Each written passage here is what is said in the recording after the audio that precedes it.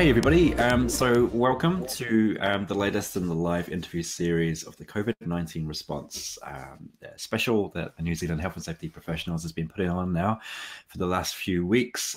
We've been very fortunate to have been joined by DeAnne Brabant. This will be, I think, our fourth interview. I think so, yeah. Yeah, which is pretty fantastic. So welcome, DeAnne. How are you today? Hi. I'm good, thanks, Matt. How about you? Awesome. Yeah, good. I feel like I'm finding my swing of things again. Like it's all been so much up in the air that yeah, I'm finally getting back into some of the routine practices during the working day, which has been nice. Yeah. So how about yourself? You managing to get sort of some routine into your day? Yes. I think you're lucky if you're in a job where it's sort of knowledge-based and you can still do that from home. And look, that's been a real blessing. Yeah, Um, definitely. Yeah, it's just again, it just continues to be very unusual times, you know. And I think we're going to be in this space for a while yet. Some of the things I was hoping to touch base on today was obviously the move into level 3 and what that looks like, and what some of your thoughts and some of your findings have been over the last few days, and also perhaps just a bit of an oversight on the material and the good work that WorkSafe have been doing in the last few days. There's been lots of additional information coming thick and fast, which is really good to see. And then obviously just fielding people's questions too. So sure. This is a live feed. So I really do welcome people to submit questions and thoughts and comments. We can read them as we go and do our best to respond to those. So for those who may not be aware, DeAnne is a Senior Associate at Morrison Kent Lawyers, bringing health and safety guidance to New Zealand businesses of all shapes and sizes. Was a past prosecutor for WorkSafe NZ, and also now you're probably going to have to tell me exactly the details, but with Massey University, your title or they've given me a lovely title of associate, associate teaching fellow in the occupational health and safety. Fantastic. So I'm an adjunct teaching fellow. So I haven't done much yet for them, but I have done some, great. predominantly around health and safety law. Yeah, awesome. And is that to do with the graduate diploma that Massey University runs? That's right. Yeah, yes, which I'm studying myself. So. Nice, awesome. That sounds great. Cool. Okay, so obviously, so we're now into, gosh, what is it? The second day of level 3. And so, from your perspective, from what you've seen out there, what are some of your chief takeaways or thoughts as we find them today?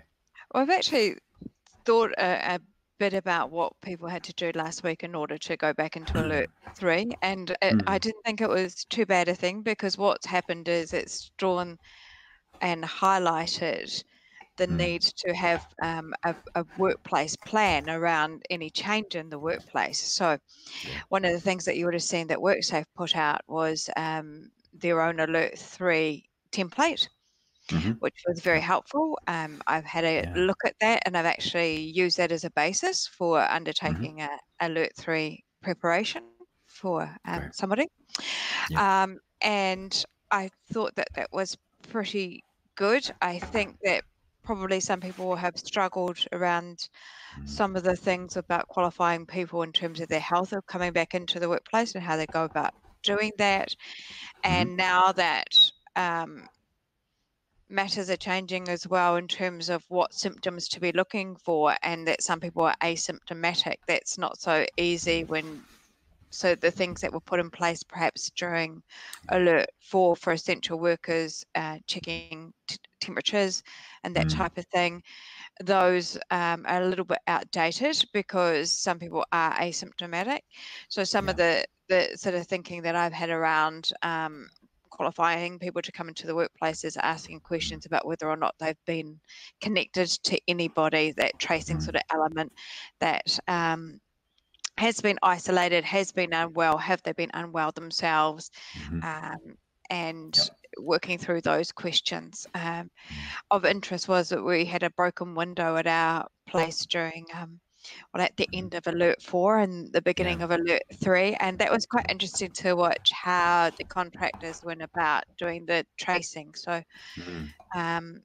they asked us questions before they came into the house. They kept their distance at 2 meters, and then while they were there, the tradesman's boss rang us and asked us questions about our health and in order to do the tracing, and asked where we'd been that day and who we'd been in connection with. So that was quite good to see. Yeah. Yeah, I mean, I think it's very, very difficult for businesses going back anyway.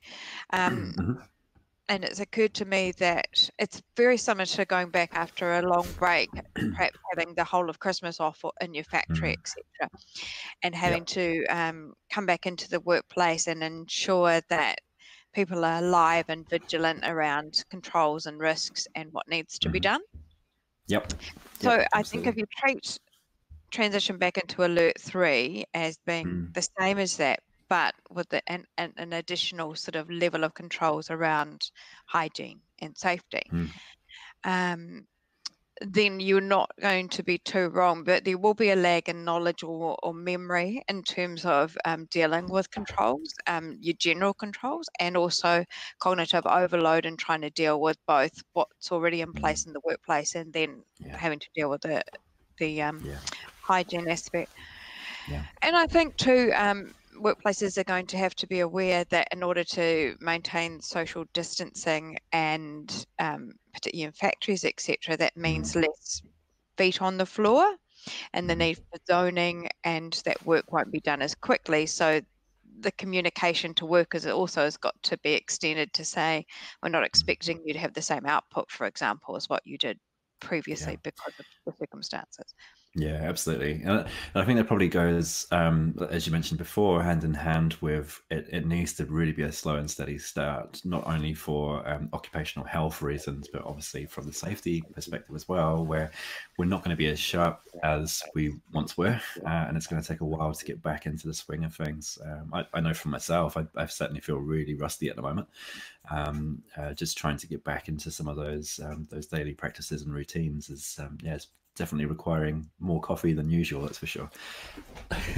And there'll be some industries, that it won't be as difficult, like if you're in food processing and you meet MPI's requirements and you deal with health and safety as well as that the requirements of MPI around food hygiene, cleaning and sanitation, then this is kind of is a different twist on it, but it's not too dissimilar to what you do on a daily basis anyway. But other people, it's actually, I think they could get caught up in the COVID controls and forget about what's actually important in the workplace. And, if you already wear masks and you wear better masks than the surgical ones, then you're not going to be dropping down, for example, to a surgical mask. Absolutely. Yeah, no, I completely agree with that. And for us, many of our clients are either in the high-risk manufacturing or construction sectors, and it is so easy to neglect and forget the fact that there's some really scary, big, hefty risks out there, and we've become so focused on COVID-19 response that we may have taken our eyes off some of the more ever-present risks and hazards in front of us. So it's really important just to be reminded of all of that. For us, what we're doing is doing refresher inductions for everyone, as well as getting, as a requirement for first entry back to a workplace, they have to be reminded of COVID-19 controls. They're also being reminded of the hazards and risks that are routinely there and what they need to be aware of, just so that everyone is, their tools are being sharpened, basically. I did see. I think, sorry, I was going to say, and I think when you do put together your return to work plans, if you haven't already done so, I mean, you shouldn't have started without one, and that was a clear message from WorkSafe. But you need to consider the way that you already do your work and how you're going to deal with it in order to actually do the work safely. So it's a combination assessment, really. It's not just about COVID. It might be some of your safe work practices need to be adjusted or amended. You need to think about the fact that people haven't been at work, so that changes the risk profile for a time. It might mean that you have to have more toolbox meetings and work out how to do those while people are separated from each other, but to remind them of processes and things that are in place because they've been away. Yeah, absolutely. We've been doing a lot of, well, we've been drafting and creating online training modules, so reminder inductions and reminders of, basic standards expected of people long before they even come to the place of work. So at least then, we've got it. We can demonstrate that they have been at least made aware of what's acceptable and what's not now. So there's lots of workarounds to it. I think this has actually made us even more aware of the power that electronic solutions has. It's it's a Oh, brave new world, I think. for sure. And it's also Mm. made workplaces have to consider and triage whether or not people actually needed to be in the workplace at the alert 3. Mm. Like, Absolutely. did, is it genuine that their work needs to be done from the workplace, or is it possible to do it from home? Oops. Just think about business continuity as well. And I think we talked about this before, that Yeah. you're in Christchurch and I'm in Wellington, and we're prone to earthquakes and all sorts of other things, and New Zealand's prone to natural disasters. So business continuity and being able to still continue on doing work despite not being in the workplace is actually quite an important thing for business resilience Yeah. in general, not just in the health and safety sense. So Yeah, absolutely. Absolutely. You mentioned earlier, I think this is a really interesting one, around temperature checking before entry to workplace. So I saw an example recently of a post on LinkedIn where it was, here's an example of what we've done at the front of our place of work. And it was, from my perspective, it was a very noisy entrance point to a construction site where it was just posters everywhere. Everything was yellow and white with black writing everywhere, and it was quite confusing. But one of the posters said quite clearly that temperature checks was going to be one of their controls before point of entry, and I was like, well, one, how is that going to be achieved? Two, is it even valid now that we know what we know? And thirdly is, how are they going to protect the person who's doing the temperature checking? It just seemed to be possibly a poorly thought out poster or form of control, which arguably isn't that valuable anymore. Are you seeing examples or hearing yeah, examples and of that look, yourself? people that have the best intentions too, and think that they, you know, that they'll supply food to the workplace and they'll do all these things, and that in order that people don't have to go out and deal with other people in the community while they're buying food, etc. Yeah. It's a nice idea, but then that creates a whole lot of other things that you need to consider about risk that poses by introducing that measure in order to then deal with the risk that you're trying to avoid. So it's sort of like, don't overthink things, don't make it so difficult for yourself. And also, I mean, that's quite a considerable cost to a workplace to be providing food for everybody in circumstances where we've had a downturn and people have not been at work, and some businesses are very much struggling. I don't know that making those sort of decisions on the basis and belief that it's for health and safety purposes is actually the best call at the moment, because there are other ways to deal with that by zoning people off where they eat food, making sure that there's less than 10 people in an area, having shifts where they eat lunch at different times and those sort of things, so that they're not in close proximity with one another. You've got to also trust that if they go out to the dairy or to a supermarket or pick up food from a cafe, that they're all following the right rules as well in terms of social distancing. So don't overthink things. Don't make them more expensive for yourself. Don't make it more difficult for your workers, and don't make it more expensive for your workplace. Yeah, absolutely. It's so true to my heart, which is just keeping things simple. I think that's been the message that WorkSafe NZ has made very clear from the get-go. The early days, the material and information that was coming from them was no different to what was already required of businesses. So engaging with your workforce, ensuring that roles and responsibilities are clearly understood and that everyone's reminded of them. And I think it's safe to say that the material that's coming out in the last few days, now we're in level 3, is very much of a similar tone. So is there any surprises or any key points that have come from WorkSafe NZ that you'd like to mention? No, I think like the things that we've talked about this morning about still actually ensuring that your appropriate controls are in place for the overall risks in your workplace, they're dealt with coinciding with the COVID risk. I mean, some of those things, like, even though we haven't been great about it, but like actually contact tracing, etc., and knowing who's actually come into your worksite and when is not a bad thing in general, surely. Oh, totally. Yep. Oops, sorry. Are actually probably quite helpful for the future as well. They're not just about COVID, particularly if you've got a construction site and you want to know who's actually been there doing what when, what plants come into the site, who's been there doing what work and when, so that you can audit backwards if something goes wrong. It's not a bad thing. Yeah, absolutely.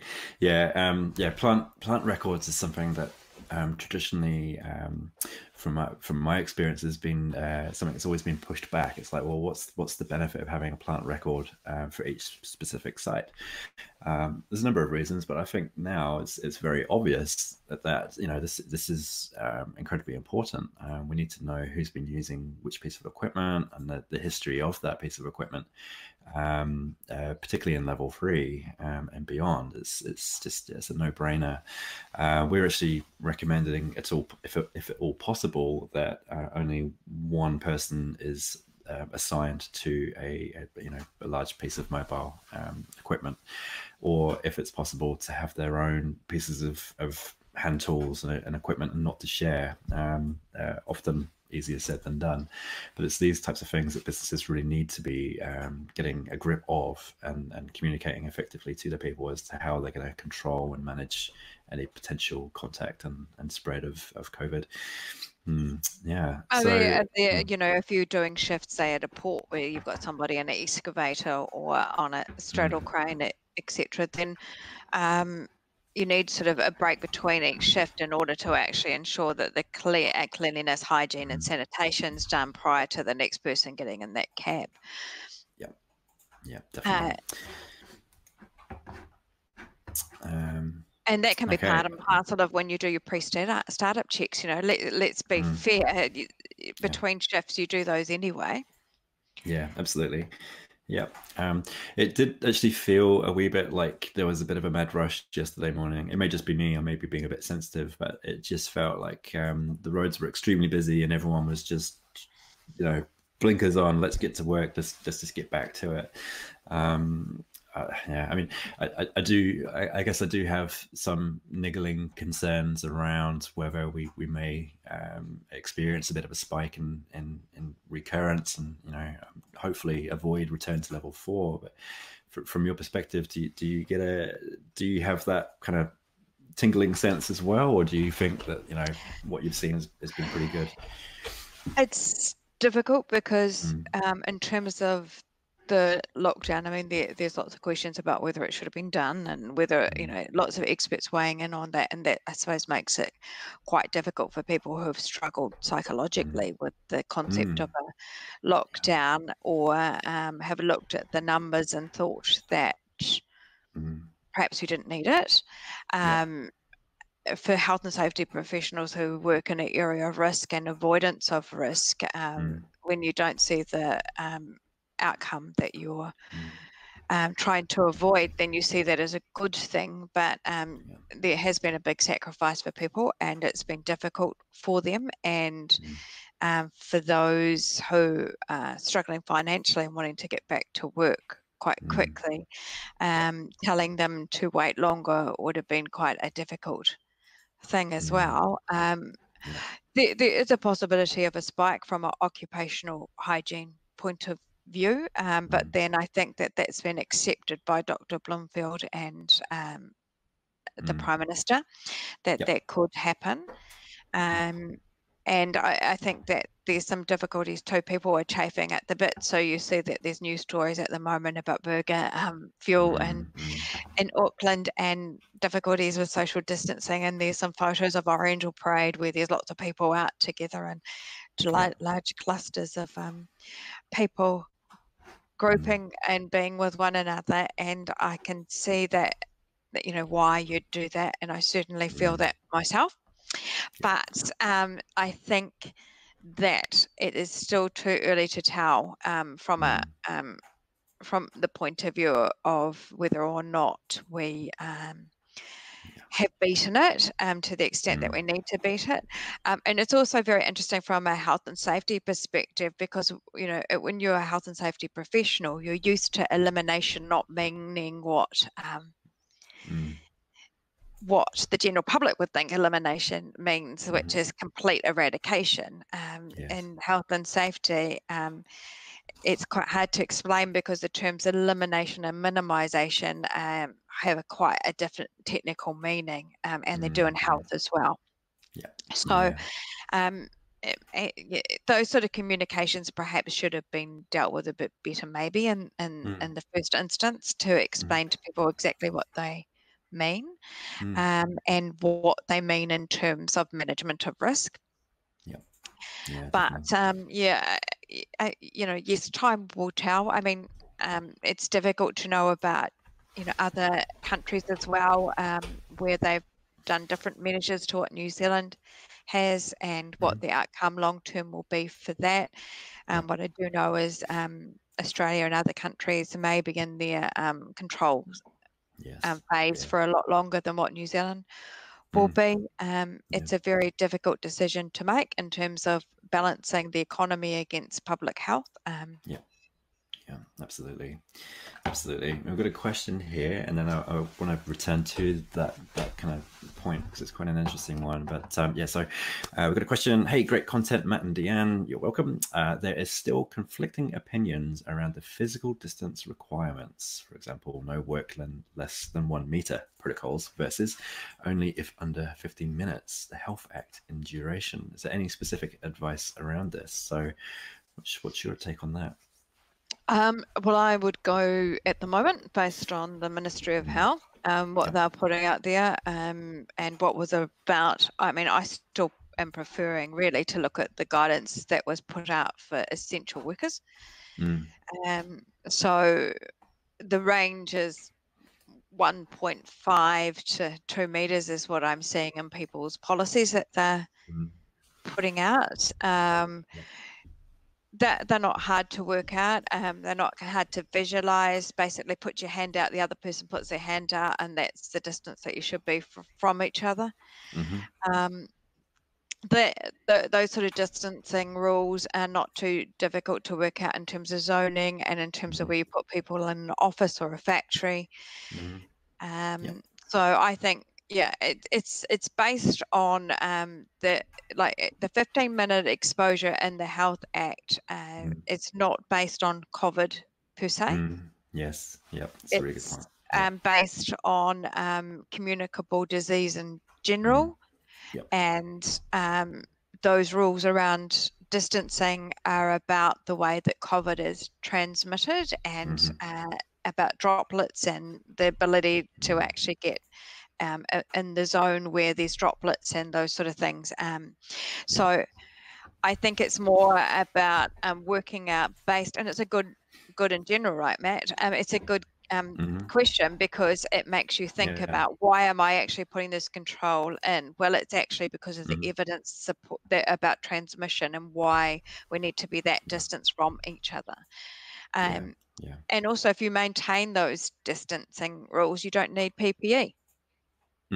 That's we don't really want to be taking PPE away from people that actually genuinely need PPE because they're in close proximity. So that's why.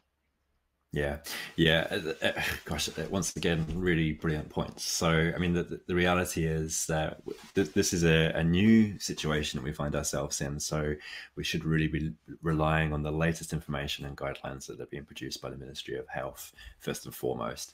But then certainly looking back at our existing controls and systems that have been there for forever and comparing them. But really, we need to be focusing in on what the facts are as known today and what the guidelines are that are being released on a very regular basis coming out. I mean, really, that's been the most difficult thing, is that as more information comes out, like, you would have heard I was aware of it sort of early on because Massey started asking about the losing the smell and taste. Massey started asking for people who had recovered from coronavirus to actually be participants in a study in relation to loss of smell and taste. So I started to pick up on the fact that there was something in that. But of course, that's only just recently been said to the public about the loss of smell and taste being some of the early symptoms of coronavirus, even when people are asymptomatic. Things are changing over time. Things are changing with the government in terms of policy about what's allowed and not to be allowed. It's a very dynamic environment, but I go back to if we are doing our job right and applying Section 30 of the Health and Safety at Work Act, it's a dynamic risk assessment anyway that's required in the workplace. So you don't just do your hazard and risk assessment, you don't embed it and make it permanent. You actually look at it constantly and based on the information that you have, and you actually maintain it and change it and work through it in a way that's live and viable for your workplace. So keeping up to date with the latest trends about guarding, etc., is part and parcel of working in a factory. Keeping up to date with what might be changing all the time in terms of COVID for your workplace is also required. In fact, WorkSafe's plan says, and it's got parts on it that say about reviewing it and when it was reviewed, and looking at the Ministry of Health site regularly and making sure that you keep it up to date. Just lost you a wee bit there, DeAnne. Oh, so sorry, I don't know where you lost me, but just WorkSafe's plan actually requires you to review. Oh, just lost you there for a second. There you go. All right. Hi. Hey. I don't know where you lost me, but I was just saying WorkSafe's plan actually has got provision for you to sign and put the dates where you did the reviews, and also notes that you need to keep in contact with looking up on the internet and reading the Ministry of Health site. Look, at the moment, quite frankly, we're talking now, but usually at 1 o'clock, I'm watching the update from the Prime Minister and Dr. Bloomfield. I'm reading news articles. I'm being careful about who I'm reading, Susie Wiles and people like that. And and regardless of what you think of the epidemiology or the methodologies used, etc., decisions have been made based on those. And at the moment, we're having to be compliant with those, the rules that we're within. So half the challenge will also be that if you're sharing a site with somebody else and they don't quite see that these rules need to be followed, or they're not so comfortable with them, or they just don't see the value of them, you're going to be having some quite strong conversations about them, because I would think that WorkSafe, if they were to come and look at your controls, would be wanting them to match the Ministry of Health. And that means having a really strong discussion. If you're not the lead or the principal on the site, then you're going to have to be thinking about how you address those issues with that principal.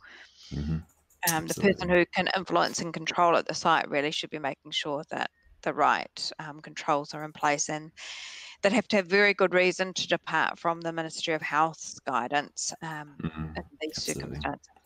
Absolutely. We've just got another question come through. So information management and business communication, scoping, details, etc., usually are an activity that requires closer contact, like sharing screen details on a mobile device, signing toolboxes, etc. All presently require a breach of social distancing. Technology or process changes to daily information management to support the social distancing need evaluation and discussion. Yeah, I think there's certainly an element of truth in that, in terms of traditionally we've relied heavily on paperwork or paper-based recording to evidence what's actually taking place, and being able to track improvement opportunities and activities, which is, it's all good, but unfortunately it can potentially spread COVID-19 and could potentially encourage us to cross into other people's bubbles and close contact with one another. So I guess the introduction or inclusion of technological means of reporting, signing in, inducting, and things like that is certainly going to help avoid that. People are getting around it though, right? Like courier companies are doing things yeah. like texting you first to say that they've put something in your letterbox, taking a photo of it being in your letterbox, and making sure that they're not having contact with you. Yeah. They're making arrangements with businesses to say, can you set up an area where we can deliver parcels to, that you can come and collect them, that we don't have to be in contact with you. They're still gathering the evidence to show that they've actually delivered the product or etc. And they require you to take a photo of it before you collect it to show them that you've done it. So look, yes, yes, it's probably a little bit more difficult, and you might even go back to a paper-based system whereby you have your own piece of paper that you sign and you take a photo and you send it on to somebody. There's ways around it. It's not going to be forever. Yeah. So right now we're having to adjust in the circumstances, but a good point, like technology perhaps should look at different ways of being able to do that in the future in case we are in the same scenario. Touch wood, we're not, but in the future. Yeah, I think so. I've seen some pretty neat solutions. Some of them I've been talking about in webinars and broadcasts I've been doing beyond this forum, where the QR code, so you can just simply take a photo of a poster that's got a specific QR code on it that then tells you exactly the protocols and the site-specific induction requirements that someone needs to be aware of before they're allowed onto site. So it's completely contactless, which is really quite incredible, really nifty way of using available tech. I mean, look at how amazing cafes, etc., are. That in the midst of having had 4 weeks, that we were talking about this before we came on, Matt. You know, that they had 4 weeks or 6 weeks really for some of them, whereby they were closed down, but they want to go back and actually be economically viable and try and recover. They've come up with some pretty amazing ways to actually using technology to deliver their services, or for you to go get a coffee still and enjoy a semblance of the life you had before. Without these staff being put at risk and you being put at risk. But I sort of hark back to what we were talking about when we were offline, Matt, that people forget that the Health and Safety at Work Act, Section 36 2, is about actually keeping other people safe too. So that's always been part of a business's responsibility. So this is just another twist on this. This is about health as opposed to safety, but still thinking about and making sure that the right mechanisms are there and in place in order to actually keep people safe. So I sort of think too that this whole environment that we've been in is actually given a bit of a rise to health and safety and risk management, and is actually not a bad thing. Like maybe this is something that's the phoenix coming out of the ashes, that people actually get to see about what risk management looks like and how you have to actually put things in place to deal with the risk. Yeah, absolutely. Yeah, we got a flurry of requests for work from existing clients and some people that we'd never dealt with before, requesting full-blown risk management plan for COVID-19. It's like, well, how about we just look at what you've already got in place now? And more often than not, we'd find an existing hazard risk register. And it's like, okay, well, let's just insert something specific to health COVID-19 response here, add in some additional controls, make sure it's communicated with your team using your existing processes, and you're pretty much well on your way to getting that SaaS. I think a lot of people have kind of panicked and assumed that it's going to be a lot of additional work, but if the systems are already there in place, it's really just a review, refresh, update, and then communicate. It shouldn't really be too difficult.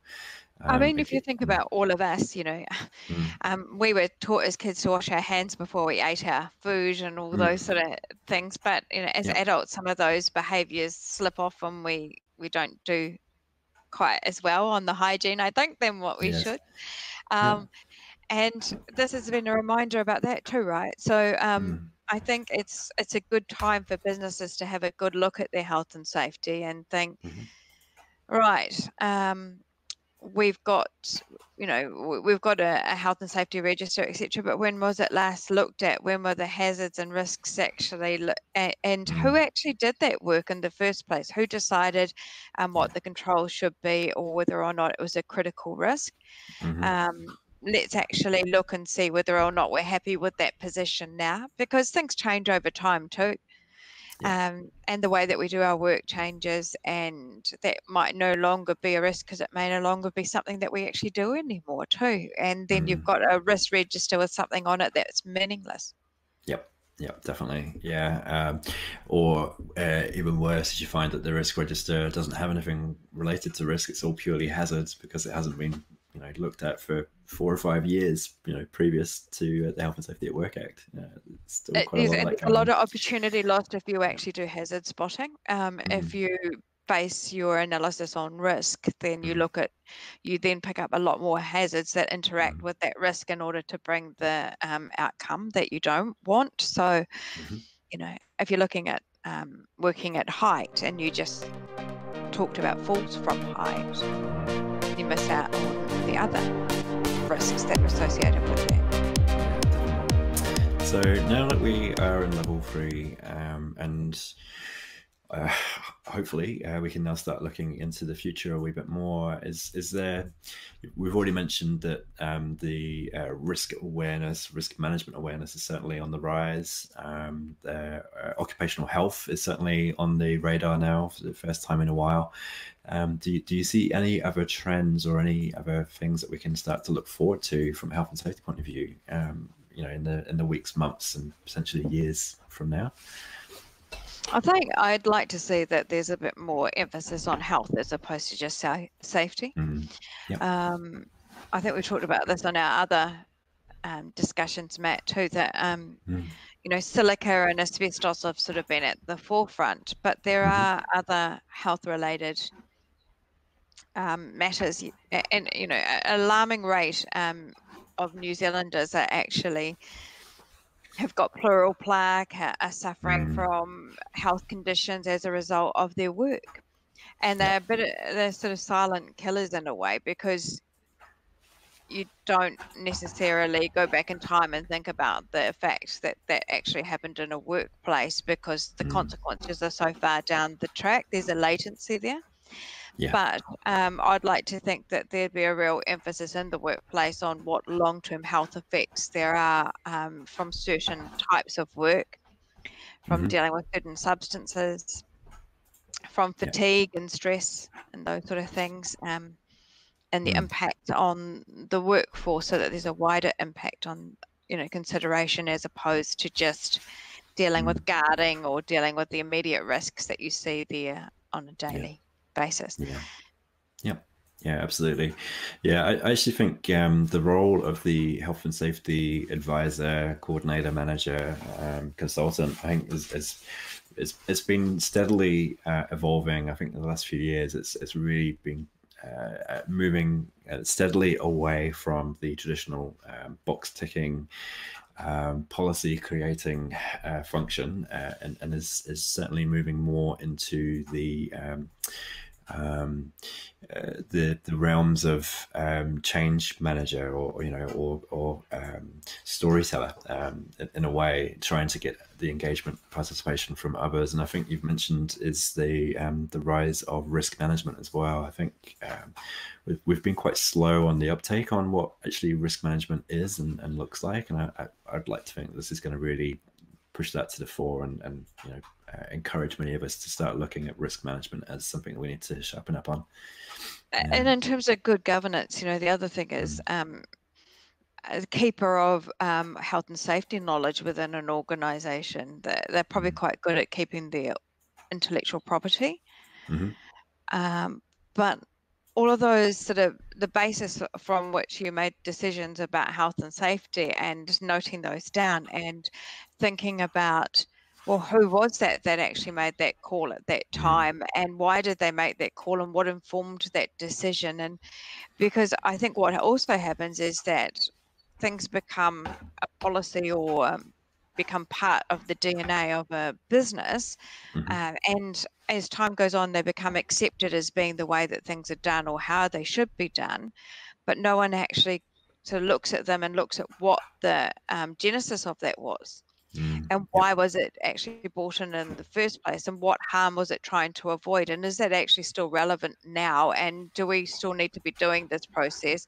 Or do we use a substance anymore? Because actually there's now new substances out that actually don't have the same health effect, for example. And we can still do our chrome plating, etc., without using non-zinc based products and having the carcinogenic effect on our workers. Do we need to keep on doing what we've always done? Do we still get the same outcome by using the new substance? I mean, some of them aren't as good as others, right? But actually it's negligible sometimes, the decision making around that.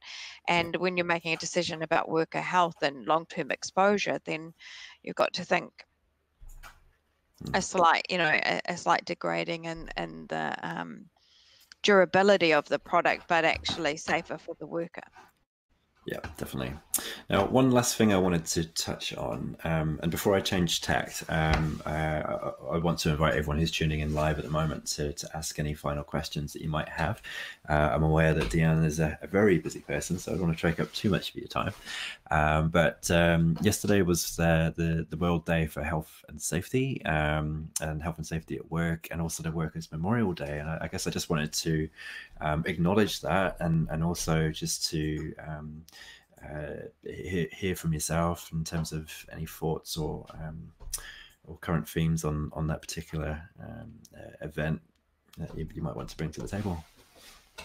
Yeah, well, I mean, I shared on LinkedIn about it. Yesterday was also the 25 years since Cave Creek happened. Yes. And Cave Creek and Pipe River made a massive impact on the health and safety landscape of New Zealand. And some people may not be aware that it was Cave Creek that then resulted in a change in the legislation that allowed government departments to be prosecuted. And so you have now seen the likes of prosecutions against the Department of Corrections and WINS and Defence. And under the old legislation, those companies weren't able to be fined, and now under the new Act they can be. So you've seen a full fruition of the Cave Creek coming out now in HASWA as well. In terms of Workers' Memorial Day, I think it's very easy to forget that the impact it has on families and communities when you actually lose a person in a workplace incident. And certainly, you would have seen on my LinkedIn, Matt, I reflected on my first day at WorkSafe, which was that day, 28th of April 2014, and I walked into the building and there were the Pipe River families and all of the forestry families, because in 2013 there had been 56 deaths in workplaces and 11 of them were forestry. And my first day was quite sobering, and that was a reminder for me of what I would then step into in the future at my time at WorkSafe, which was meeting a lot of families who had lost people and people who had had some very, very significant injuries in workplaces. And very sobering. And I think, like, in a time like this, when we're sort of in the midst of a health crisis, we sort of forget too that there's been a significant impact on this country, and we're only 4.8 million people, and to lose 56 people in a workplace in any given year, and last year's figures were a lot higher too. And I've seen the impact on other workers and the flow-on effect, and people trying to make comparisons, I guess, around, road incidents and all sorts of things like that. But I still firmly believe that, you have a right to go to work and you have a right to come back home again to your family, and that your work shouldn't put you at risk. And it's something that we're all in together. Absolutely. And it's not about avoiding prosecution, it's about actually looking after each other and making sure that the right things are in place in order to actually have a safe workplace, which is incredibly important.